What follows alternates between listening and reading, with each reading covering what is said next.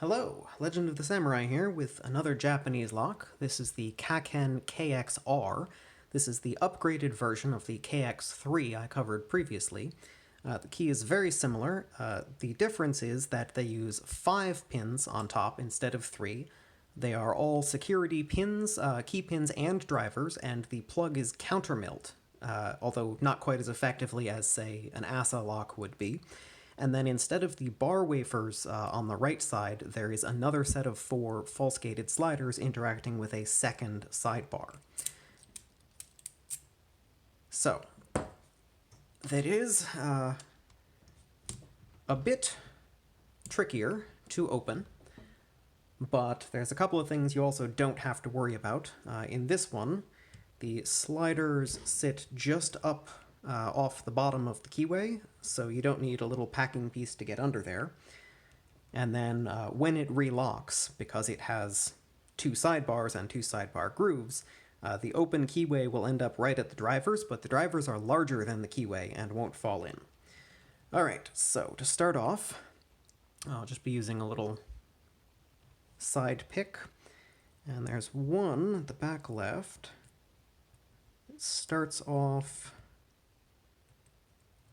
in a false gate, and if I don't get it out early, it causes problems later. Then, I can go to the top, click out of 3, 2 clicks out of 5, click out of 4, 2, 1,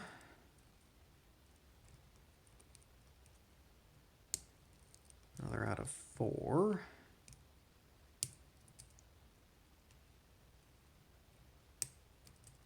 another out of 3. I think those are all set.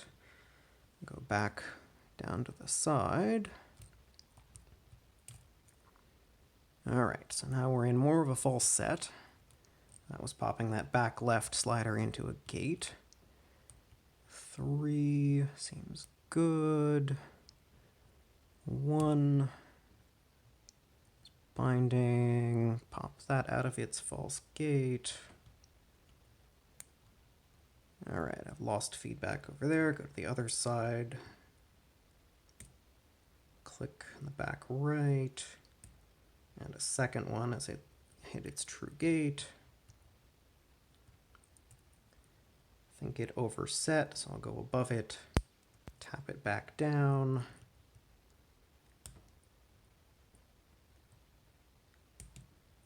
Aha, so there was 3, and we are open the first time.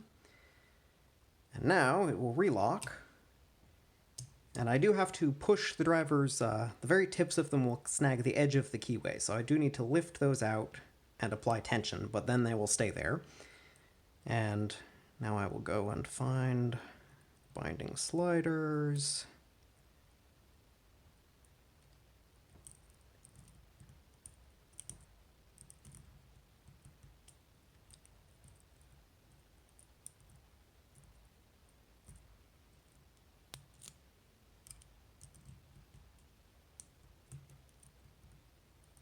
Alright, that's the right side dealt with.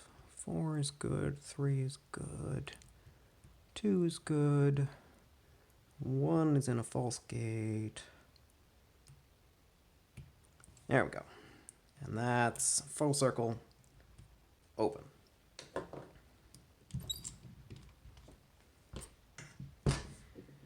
Alright, now to take this one apart.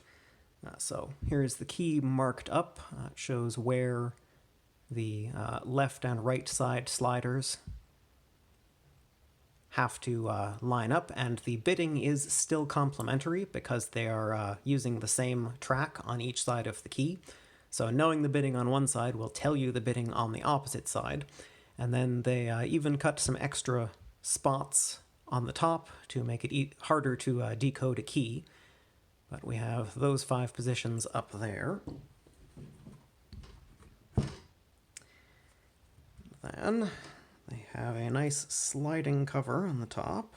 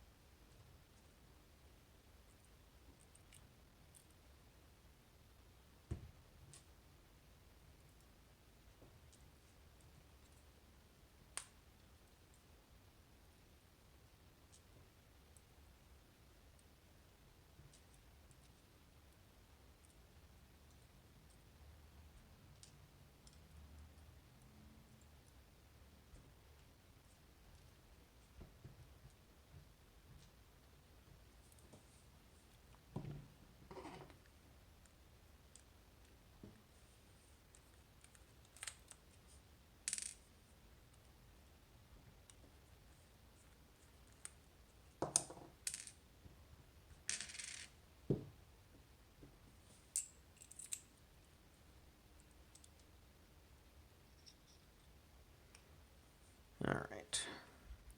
So here's our housing. Has the two sidebar grooves and holes at the top. And then we have our plug with our springless sliders on either side. Take out our first sidebar, which is the same type that was in the KX3, full width.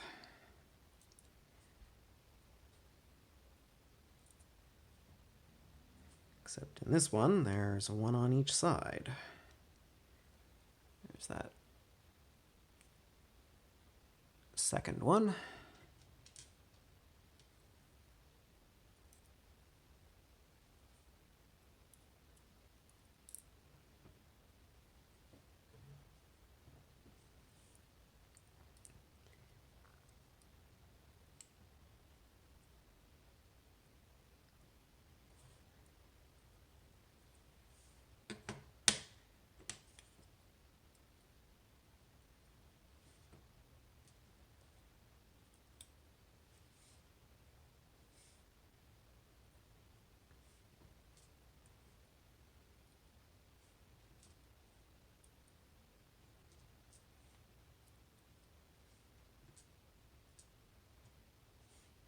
Oh, wait.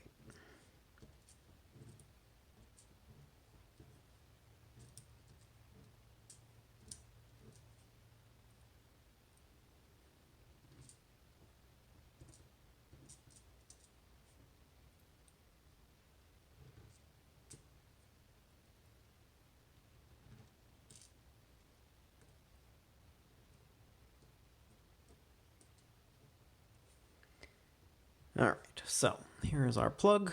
It is very similar to the KX3, except it has this second sidebar groove on the right. And then up here in the top, there is actual fairly deep countermilling on both sides of every chamber. Unfortunately,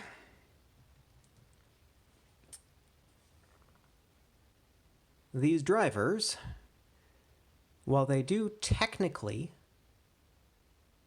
have a tip that can shift over and lock into the milling, it will only do it if the driver is perfectly vertical.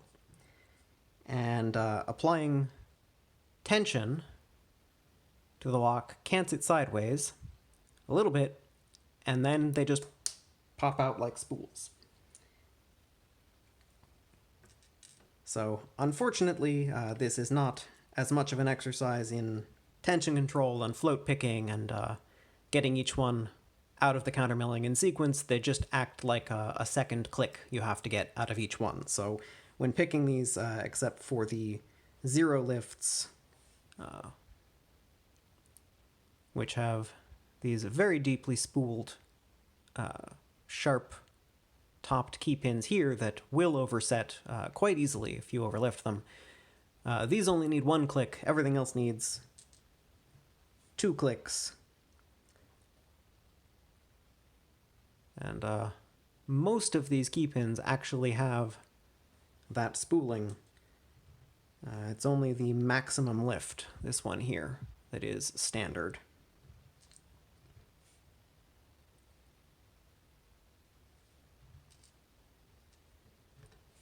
Oh, and I guess the next lowest one is standard as well.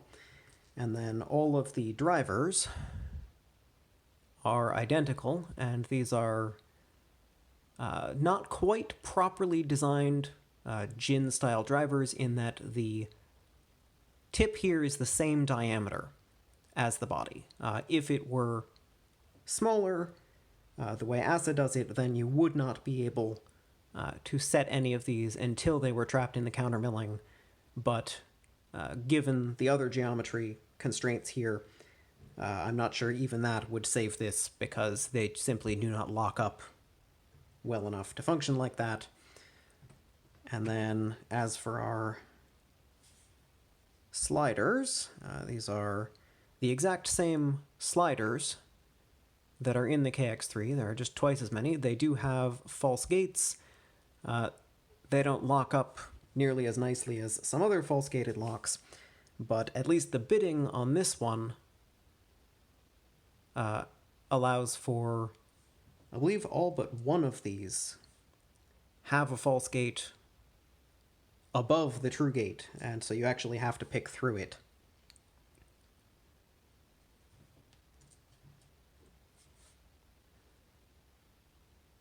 There's the one that doesn't.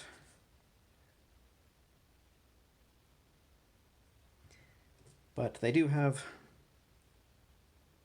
the sort of rounded false gates, so they are not too tricky to pick out of things.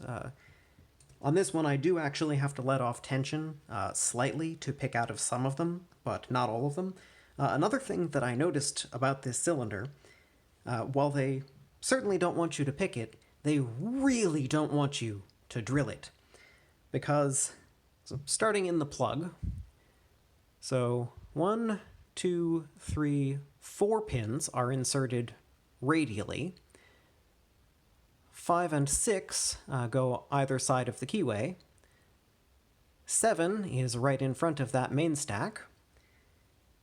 And then, as we go to the housing, 8, 9, 10, 11, 12, 13, 14, 15, 16, 17, 18, 19, 20, 21, 22 hardened steel anti-drill pins in a lock with 13 movable elements. So, they made sure that anybody trying to drill this is going to have to work for it, and it might actually be easier to pick one. Alright, go close up on all of these.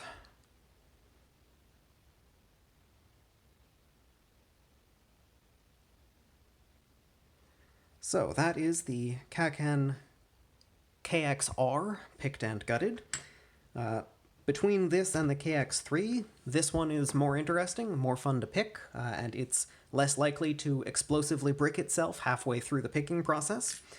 So if you have an option of getting one or the other, I would recommend picking up this one. Alright, thanks for watching, and have a nice day.